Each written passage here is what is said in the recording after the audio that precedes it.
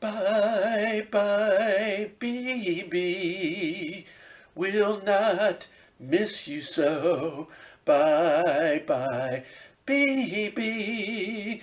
We're glad you had to go. Well, that's my take on Bibi Netanyahu. Now, we moved to Israel in 2011, and we've known no other prime minister. In fact, he's been prime minister since 2009, 12 years. He's Israel's longest prime minister. In comparison, in the United States, only Franklin Roosevelt served as president as long, also for 12 years. Now, of course, the structure of Israel's government is totally different from the United States.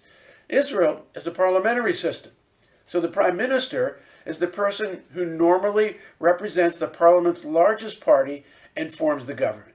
However, because Israel has so many parties represented in the Knesset, a coalition of parties is needed to form a government.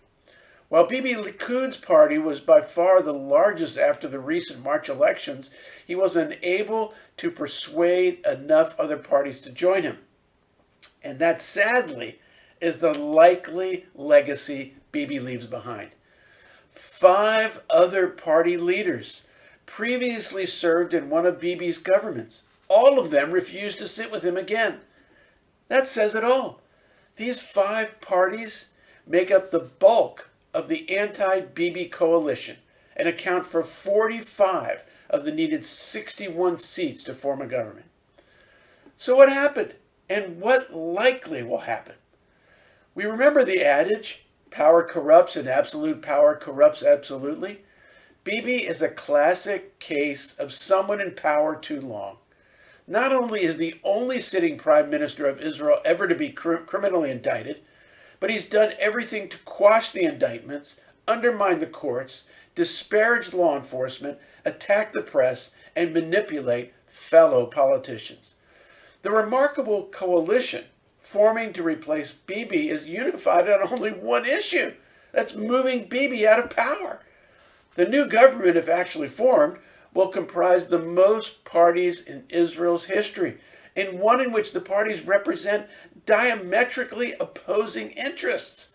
They include the settler party of Naftali Bennett, who likely will be the next prime minister, the far-left party of Meretz that demands a state for the Palestinians, and the Islamicist party of Ra'am, the first Arab party to sit in an Israeli government. What drives the forming coalition is the sense that Bibi's governments have incited division in the country between Jew and Arab, secular and religious, and others. Of course, there's the adage of the famous philosopher Yogi Berra, who said, "It ain't over till it's over." Despite the fact that the coalition parties have reached an agreement, the full Knesset must still approve it. Bibi and his minions will continue to attack the new coalition, attempting to thwart a positive vote. If the new coalition is voted down, Israel will move to its 5th elections in 2 years. Hopefully, that won't happen. So what can we expect if the government is approved? Number 1, quick passage of legislation barring an indicted individual from serving as prime minister. This may seem like a no-brainer, especially because current law prohibits those indicted from serving in any other ministerial role. The one exception is prime minister. That loophole likely will close. Number 2, passage of legislation limiting the prime minister's terms. Franklin Roosevelt, who was elected president of the United States to 4 consecutive terms, became the reason why the 22nd Amendment to the U.S. Constitution was added, limiting a U.S. president to a maximum of 2 terms. As I said earlier, power corrupts and absolute power corrupts absolutely. So a term limit bill likely will pass easily. Number 3, far greater engagement with the United States. Despite the popularity in Israel of former President Trump, his administration was a polarizing one. With the advent of the Biden administration, U.S. policies with Israel will return to historic norms. Bibi Netanyahu was so associated with Trump and the Republican Party that having him continue as prime minister would cause increasing tensions between the two countries. Yair Lapid, the leader of Yesh Atid, meaning there is a future, and the architect of the new coalition, will now become the foreign minister. He is an expert diplomat who can well navigate the U.S. political scene and will build on the traditional bipartisan support of Israel in the United States. Number 4, addressing Arab issues in Israel. The most revolutionary aspect of the new coalition is the inclusion of an Arab party in the government for the first time in Israel's history. Arab parties have been elected to the Knesset since the state's founding, but have never served in a governing coalition. Arabs comprise over 20% of Israel's population. There are huge issues that need addressing in the Arab sector, including crime, housing, education, and employment. The new coalition is committed to addressing these things. Number 5, sidelining of the ultra-Orthodox. There are 2 ultra-Orthodox parties represented in the Knesset. Together they account for 16 seats of the 120 Knesset body. They almost always serve in a governing coalition. Their interests mostly are connected to the ultra-Orthodox community. The problem is the privileged status of this community, especially while associated with the Netanyahu governments. Their ministers have secured exemptions for their community's young people from serving in the military. Government allowances are provided to the ultra-Orthodox families, almost all of whom are on public welfare. Additionally, billions of shekels go to the ultra-Orthodox schools, which refuse to teach anything other than religious texts, thus failing to equip students with the tools necessary to work, provide for their families, or to integrate into the modern world.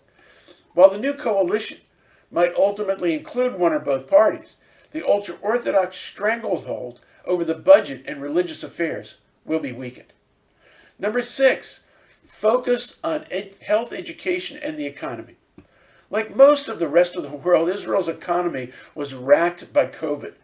With a broad-based coalition, there will be general agreement to boost the economy, especially in its 2 weakest sectors, the ultra-Orthodox Jews and the Arab communities. Israel is ahead of much of the world in rebounding from COVID, but certain sectors such as tourism are still moribund. Israel remains very reluctant to open its doors to tourists. Until this happens, the country will continue to struggle. Israel's health and education systems also have suffered for years with underfunding. Significant sums will be allocated to those sectors. Now, the biggest question about the new coalition is how long it's going to last. By law, the government serves for 4 years, although no government has ever served its full term. Rather, votes of no confidence or the Prime Minister calling for new elections prematurely ends the governments. The makeup of this new coalition almost guarantees conflict. We'll see. One thing not to expect is major change. Resolution with the Palestinians and the territories is not likely. Hopefully, improvements in the Arab sector of Israel will pave the way for a more comprehensive solution to the Palestinian issue later. Finally, Bibi and the believers. For years, evangelical Christians have had a love feast with Bibi. He speaks their language with talks of a greater Israel and feeds them when they come to Israel for tours. But honestly, when it comes to assisting the body of Messiah in Israel, he's no friend. His alliances with the ultra-Orthodox preventing any type of progress on Messianic Jewish immigration to Israel. During his tenure, Messianic Jews were sniffed out during the immigration process and then barred from immigration. We've had friends thrown out of the country for being Messianic Jews. Much of this occurred during the Trump era, when evangelicals had entree to and worked in the White House. Of course, there's no guarantee that the new government will be less harsh, but at least the ultra-Orthodox will not wield the same influence as before. As I shared in my last vlog, I believe it's incumbent upon believers to support Israel as the homeland for the Jewish people. but we are also called to hold the nation accountable for injustice and corruption. The prophets of old did no less. And with that, I'm happy to say, bye-bye, Bibi. Thank you, and see you next time.